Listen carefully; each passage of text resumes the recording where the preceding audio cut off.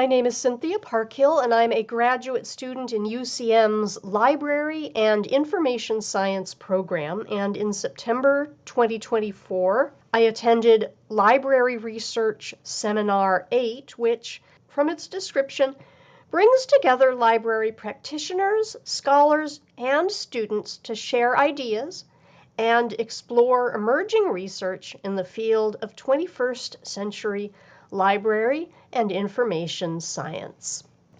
Dr. Amanda Harrison invited me to co-present on representation of autistic people in Reader's Choice State Book Award nominees. To prepare for our presentation, I read several books, which included picture books, younger readers' chapter books, upper elementary or tween novels, and books for young adults. The books featured autistic characters, either as the protagonist or in a supporting role, and the books covered a broad span as far as publication dates, and several of the newer books especially were written by an author who was themselves on the autism spectrum. Our presentation at LRSA gave me a chance to talk about some of the books that I had read and how autistic people were portrayed, whether positive, negative, or neutrally. From within the decade from 2014 to 2024, we identified 68 unique titles with 263 different nominations on the State Children's Choice Book Awards list. Within those books, we found 71 characters who were on the autism spectrum. This graph shows some of the characteristics of autistic characters. You can see that most were male, and an autistic person was more likely to be a secondary character rather than a story's main character. Relatively few autistic characters were LGBTQIA+, or were Black, Indigenous, or a person of color. The low representation for LGBTQIA+ is especially surprising because autistic people are more likely than neurotypicals to be LGBTQIA+.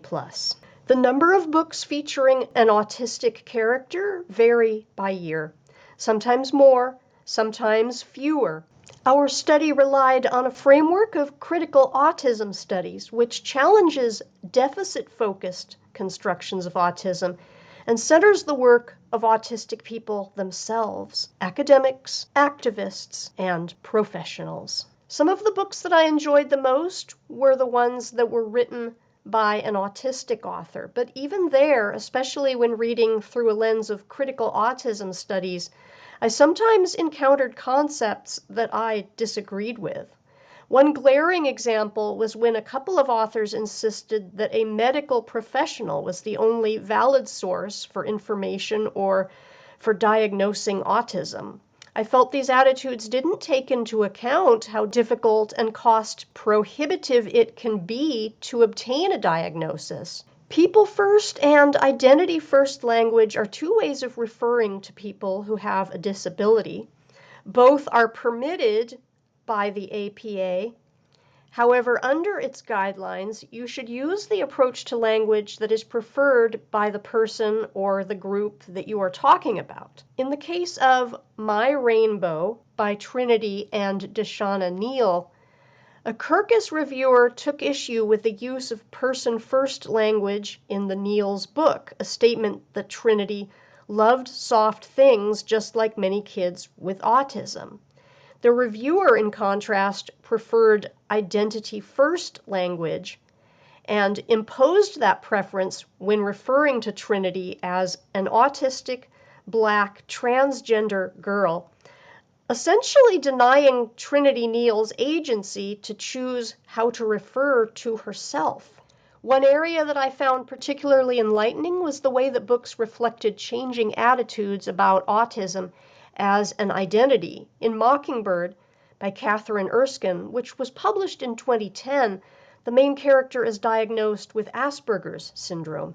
She vehemently objects to suggestions of similarity between herself and a classmate who has higher support needs. Contrast that to some books that were published more recently, where the characters embrace aspects of being autistic.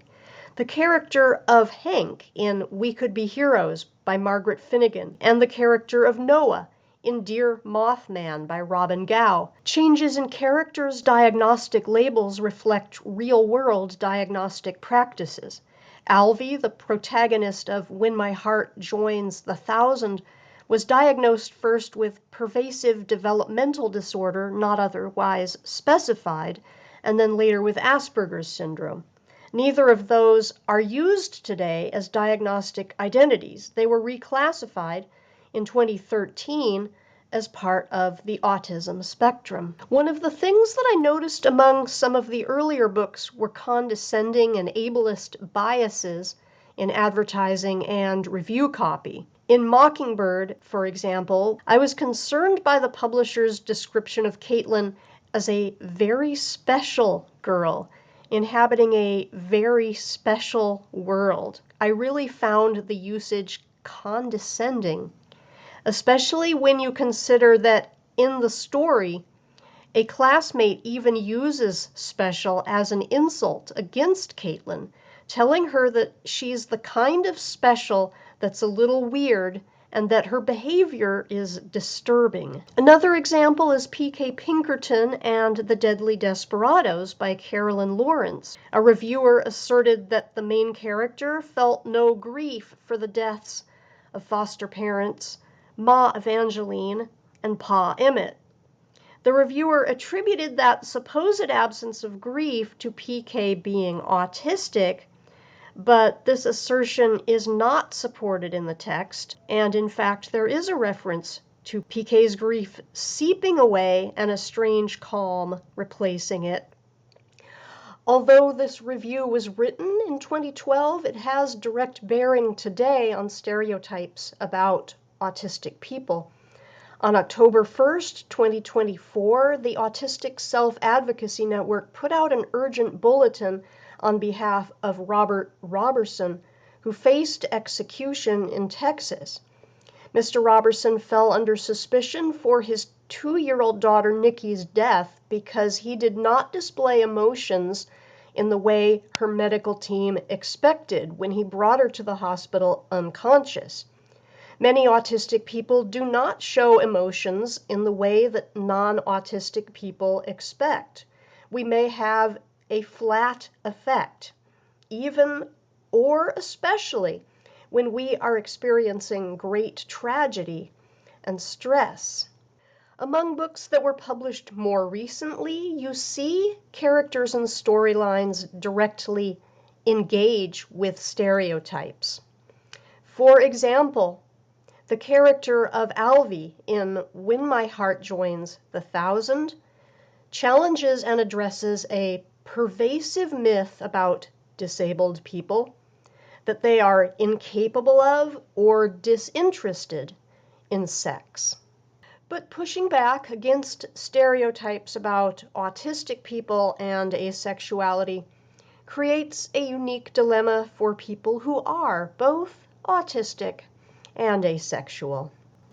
Through reading these books, I observed real progress among more recent titles, more books published by autistic authors, and more accurate and nuanced depictions. But the fact that stereotypes persist and can have real-world consequences underscores the need for librarians, teachers, and booksellers to seek and to promote the highest quality materials. One such resource is the Autism Books by Autistic Authors Project, a database that's searchable by a variety of factors, including topics, year of publication, format or intended audience, including picture books, middle grade, teens, and young adults. I appreciate the chance to share these themes at UCM's Scholars Symposium, and I want to express my gratitude to Professor Harrison, of course, for inviting me to co-present at LRS8, and also for grants that supported me in attending and presenting at LRS8. I received a travel grant courtesy of LRS8 and its sponsors. I also received assistance from the Graduate Student Scholarly Travel Fund through UCM. And thank you finally for your attention.